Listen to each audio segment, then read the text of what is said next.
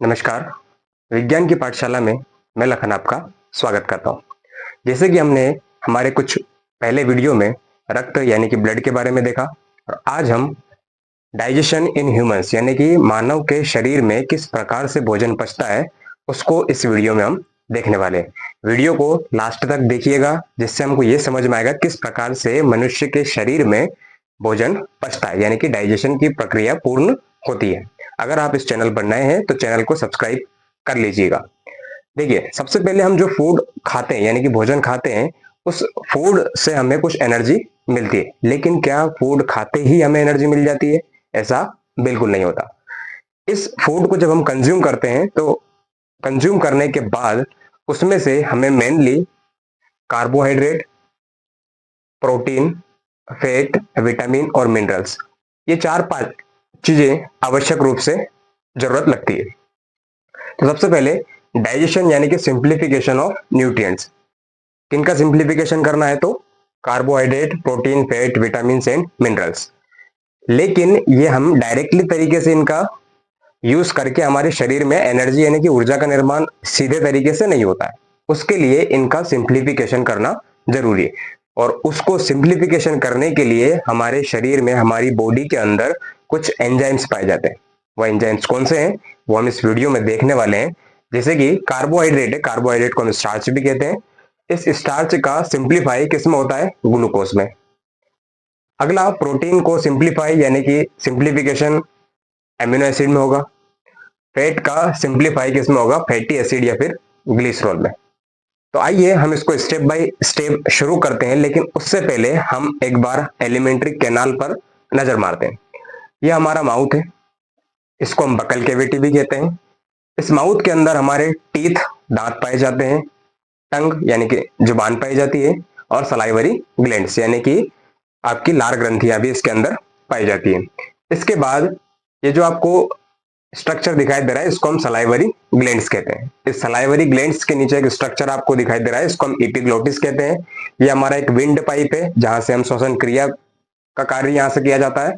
और ये है ओसोफेगस। एसोफेगस को हम फूड पाइप भी कहते हैं, मतलब कि हमारा जो फूड है वो इसी पाइप के थ्रू हमारे पेट तक पहुंचता है। ये हमारा स्टमक है। स्टमक के साइड में जो आपको स्ट्रक्चर दिख रहा है ये लीवर है। लीवर का यहाँ छोटा सा स्ट्रक्चर मैंने बनाया आपको, ये आपका गॉल ब्लैडर है। साइड में स्ट्रक्चर दिखाई दे रहा होगा आपको पेनक्रियाज। देन ये हमारा स्मॉल इंटेस्टाइन, जो अंदर की तरफ है ये हमारा स्मॉल इंटेस्टाइन है और जो बाहर की तरफ है ये हमारा लार्ज इंटेस्टाइन है। छोटा सा स्ट्रक्चर आपको दिखाई दे रहा होगा अपेंडिक्स। छोटे छोटे से ये हेयर लाइक स्ट्रक्चर्स मैंने यहाँ पे बनाए हैं, इनको हम विलस कहते हैं। और यही विलस से हमारी ब्लड वेसल्स कनेक्ट होती है, मतलब कि जो न्यूट्रिएंट्स एब्जॉर्ब किए जाते हैं वो न्यूट्रिएंट्स एब्जॉर्ब होने के बाद इन्हीं ब्लड वेसल्स से हमारी हर एक सेल तक पहुंचाए जाते हैं। इतनी बात हम समझ गए होंगे। आइए इसको हम स्टेप बाय स्टेप शुरू करते हैं। सबसे पहले माउथ। माउथ में हमारे टीथ होते हैं, टंग है और सलाइवरी ग्लैंड्स है। अभी मैंने कुछ देर आपको पहले बताया, माउथ में teeth, tongue and salivary glands.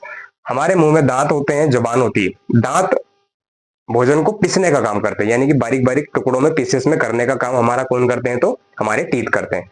टंग का काम है टेस्ट को आइडेंटिफाई करना, किस प्रकार का टेस्ट है, स्वाद को पहचानने का काम टंग के द्वारा होता है। सलाइवरी ग्लैंड्स हमारे सलाइवा यानी कि लार को स्त्रावित करने के लिए सलाइवरी ग्लैंड्स होते हैं।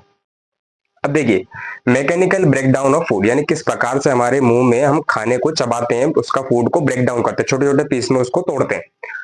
In the inner lining salivary glands are present, यानी कि हमारे जो माउथ की इनर लाइनिंग है उस इनर लाइनिंग में हमारे सलाइवरी ग्लैंड्स पाए जाते हैं, जो क्या सीक्रेट करते हैं? तो इट सीक्रेट सलाइवा। जो हमारे सलाइवरी ग्लैंड्स है डेफिनेटली वो क्या सीक्रेट करेंगे? सलाइवा यानी कि लार को स्त्रावित करते हैं।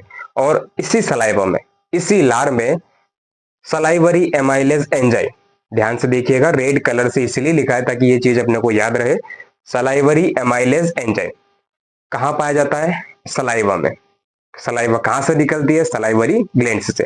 तो ये सलाइवरी एमाइलेज एंजाइम सबसे पहला एंजाइम जो क्या काम करता है? इस कार्बोहाइड्रेट को, जो फूड के अंदर जो हमने फूड खाया है, खाना खाया है, उस खाने के में से जो कार्बोहाइड्रेट है उस कार्बोहाइड्रेट को सिंप्लीफाई करेगा। किस में करेगा? ग्लूकोज में। तो देखिए यहाँ पे हमारा पहला एंजाइम, मैंने आपको बताया था कि इनका सिंप्लीफिकेशन करने के लिए हमारी बॉडी के अंदर कुछ एंजाइम्स पाए जाते हैं, लेकिन उनमें से पहला एंजाइम हमारा जो कार्बोहाइड्रेट है, वो कार्बोहाइड्रेट को सिंप्लीफाई किस में कर देगा, ग्लूकोज में। तो कार्बोहाइड्रेट को ग्लूकोज में कन्वर्ट करने का काम सबसे पहले किसने किया, सलाइवरी एमाइलेज एंजाइम ने। इतनी बात हम समझ गए होंगे। मतलब कि हम अगर ऐसा सोच रहे हैं अभी तक कि डायरेक्टली हमारा फूड जब स्टमक में जाता है, पेट में जाता है, तभी जाके उसका पाचन क्रिया स्टार्ट होता है, तो ऐसा बिल्कुल नहीं है। हमारे माउथ से ही यानी कि मुंह से ही पाचन की क्रिया संपन्न होना प्रारंभ हो जाती है, यानी कि शुरू हो जाती है। तो इतनी जानकारी हम समझ गए होंगे। अगला है हमारा फूड पाइप। फूड पाइप यानी कि इस प्रकार से यहाँ पे देखते चलिएगा, ये फूड पाइप है हमारा, और इसी फूड पाइप को हम इसोफेगस भी कहते हैं। अब देखिए, जब हम खाना चबा लेते हैं, चबाने के बाद यहां से होते हुए वो चाहे तो हमारे श्वास के पाइप यानी कि विंड पाइप, जहां हम सांस लेते हैं, उसमें भी चला जाना चाहिए, लेकिन ऐसा बिल्कुल नहीं होता है। क्यों नहीं होता है कि देखिए, एक विंड पाइप है और आपका एक इसोफेगस पाइप यानी कि फूड पाइप है, जो भोजन को निगलने का काम करता है।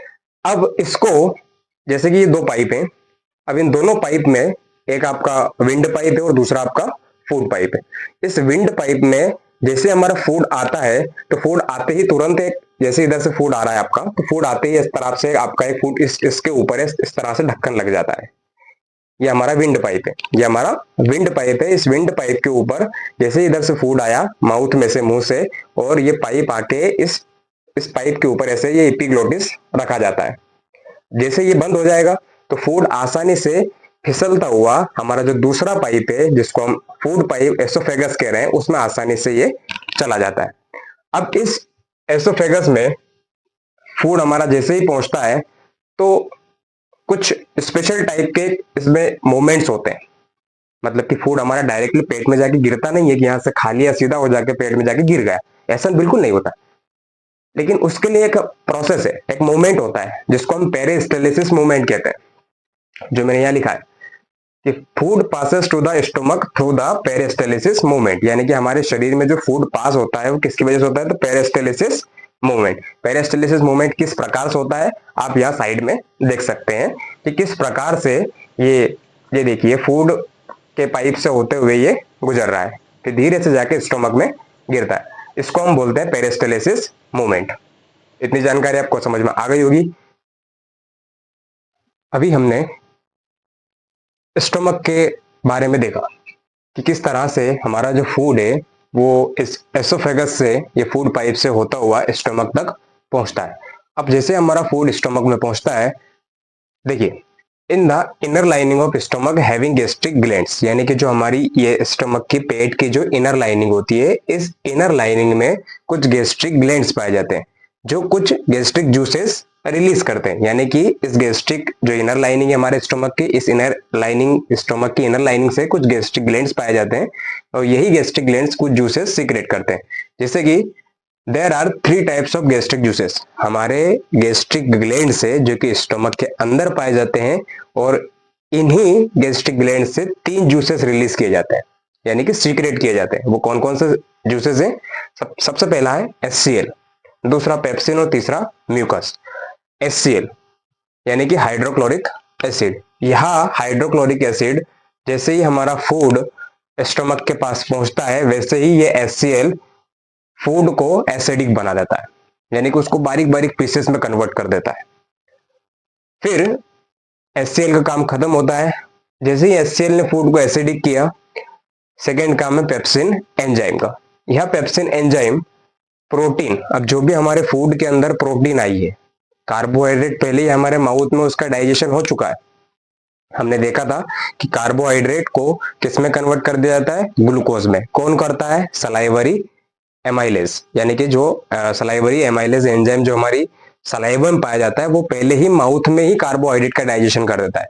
सेकंड हमारा क्या है? प्रोटीन। तो प्रोटीन का डाइजेशन कौन करता है? देखो यहाँ पे पेप्सिन, यानी कि पेप्सिन क्या करता है, हमारे जो भी फूड का है, अगर उसमें प्रोटीन है तो उस प्रोटीन को कन्वर्ट करता है किसमें? एमिनो एसिड में। दूसरा एंजाइम जो प्रोटीन को एमिनो एसिड में कन्वर्ट करने का काम कौन कर रहा है? तो पेप्सिन कर रहा है। अब देखिए, HCl का pH क्या होता है? 1 होता है, जो कि बहुत ही खतरनाक होता है। अगर हम स्किन पर उसको रख दे तो जल सकता है, पूरा जला देगा। तो उसको जलने से, जैसे कि हमारे पेट में पाया जाता है वो, लेकिन फिर भी हमारा पेट जल क्यों नहीं रहा है, हमें प्रॉब्लम्स क्रिएट क्यों नहीं हो रही है? क्यों नहीं हो रही? क्योंकि उसके अंदर भैया क्या पाया जाता है, म्यूकस भी पाया जाता है। तो म्यूकस का काम क्या होता है?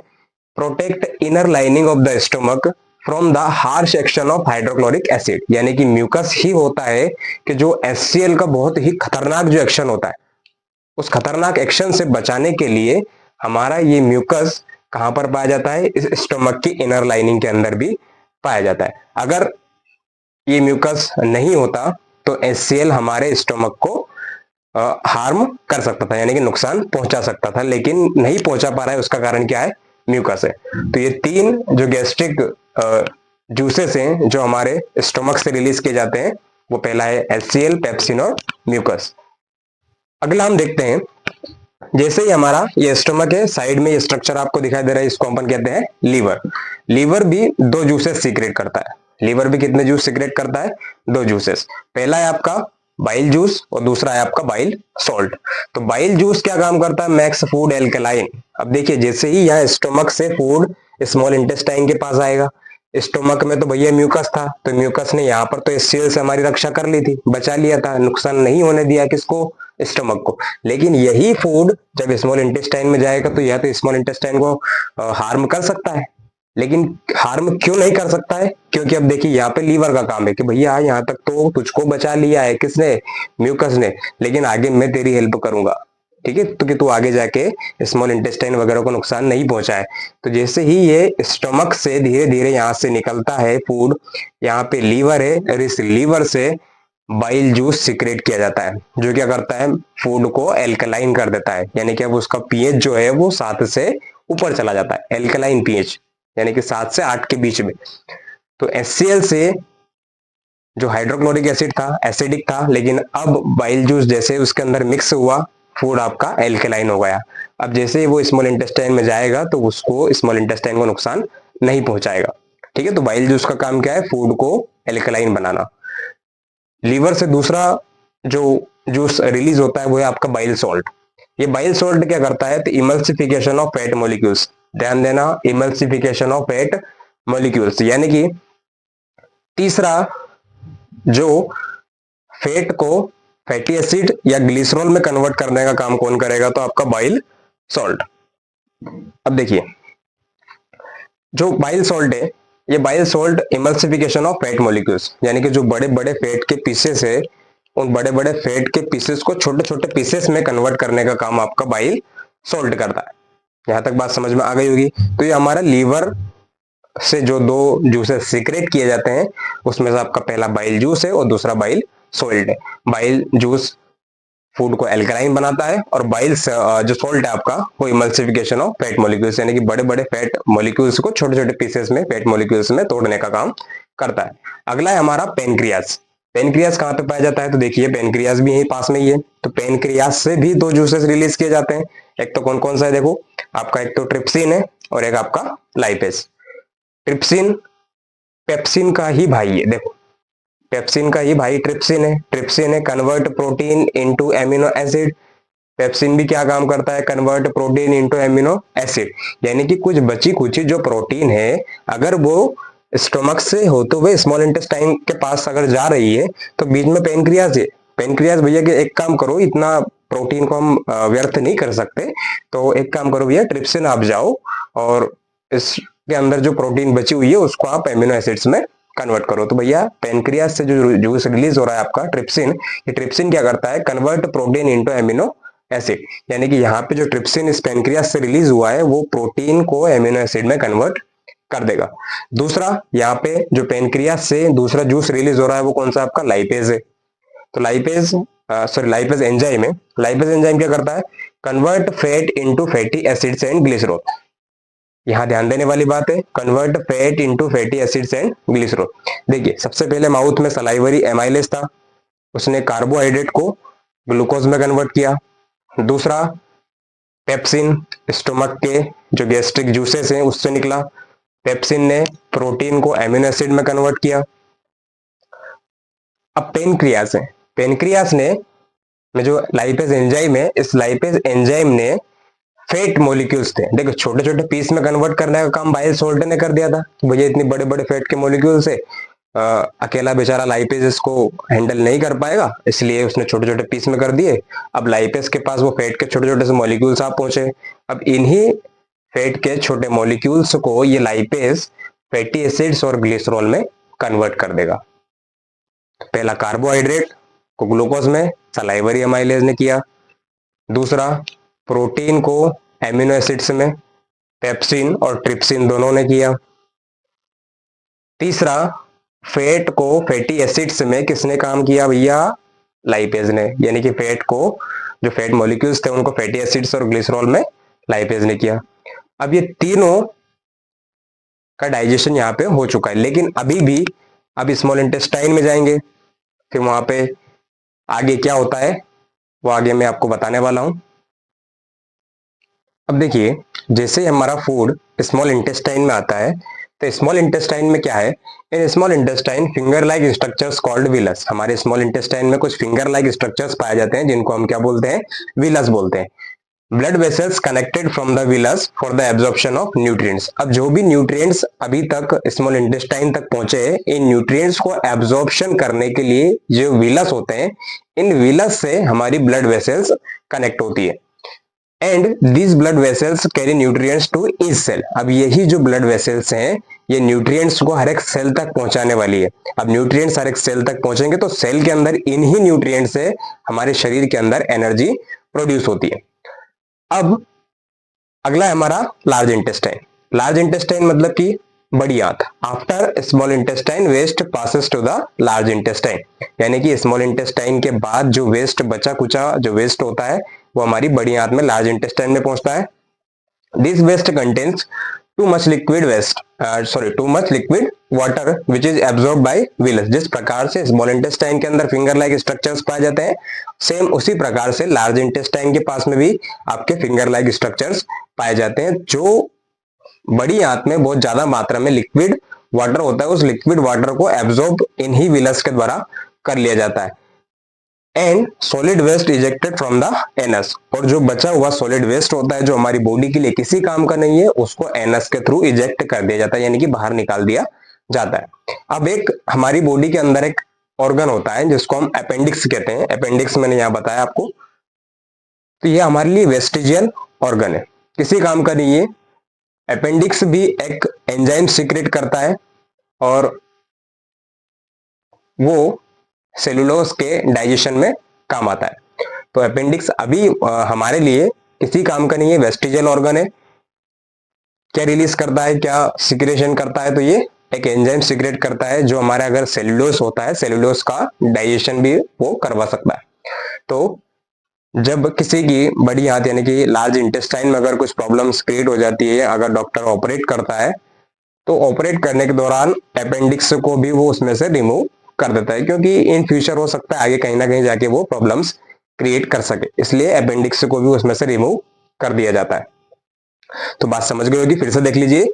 स्मॉल इंटेस्टाइन में ब्लड जो स्मॉल इंटेस्टाइन में फिंगर लाइक स्ट्रक्चर्स पाए जाते हैं जिनको हम विलस कहते हैं, और यही विलस हमारे ब्लड वेसल्स से कनेक्ट होते हैं। क्यों कनेक्ट होते हैं, क्योंकि जो न्यूट्रिएंट्स अभी तक स्मॉल इंटेस्टाइन के पास पहुंचे हैं, ये विलस ब्लड वेसल्स इनसे कनेक्ट होते हैं, इन्हीं ब्लड वेसल्स के द्वारा वो न्यूट्रिएंट्स हर एक सेल के पास पहुंचा दिए जाते हैं और सेल उसमें से एनर्जी को प्रोड्यूस कर देता है। बचा हुआ वेस्ट लार्ज इंटेस्टाइन के पास पहुंचा दिया जाता है। लार्ज इंटेस्टाइन में बहुत ज्यादा मात्रा में इस वेस्ट में लिक्विड वाटर होता है और इस लिक्विड वाटर को भी यहाँ पे विलस के द्वारा एब्जॉर्ब कर लिया जाता है। बचा हुआ जो वेस्ट मटेरियल है उसको एनस के थ्रू इजेक्ट कर दिया जाता है। मैंने आपको वेस्टिजियल ऑर्गन अपेंडिक्स के बारे में बताया। अब देखिए ये जो पूरा हमारा माउथ से लेके एनस तक का जो लंबाई है, लेंथ है, उसका लगभग लेंथ 9 मीटर होता है, यानी कि 9 मीटर के लगभग होता है। वहीं हमारा स्मॉल इंटेस्टाइन का जो लेंथ है वो 6 से 7 मीटर यानी कि 18 से 20 फीट या 21 फीट के अराउंड पाया जाता है। छोटी आंत की जो लंबाई है 20 से 21 फीट के अराउंड होती है, और वहीं हमारा लार्ज इंटेस्टाइन 1.5 मीटर 4 से 5 फीट के अराउंड होता है। एलिमेंट्री कैनाल का पूरा जो लेंथ होता है वो 9 मीटर का होता है, यानी कि लगभग अपन समझ सकते हैं 27 से 28 फीट का लगभग होता है। वीडियो अगर आपको पसंद आया हो तो लाइक कीजिए, शेयर कीजिए, कमेंट करना ना भूलिए और सब्सक्राइब जरूर कीजिए। धन्यवाद।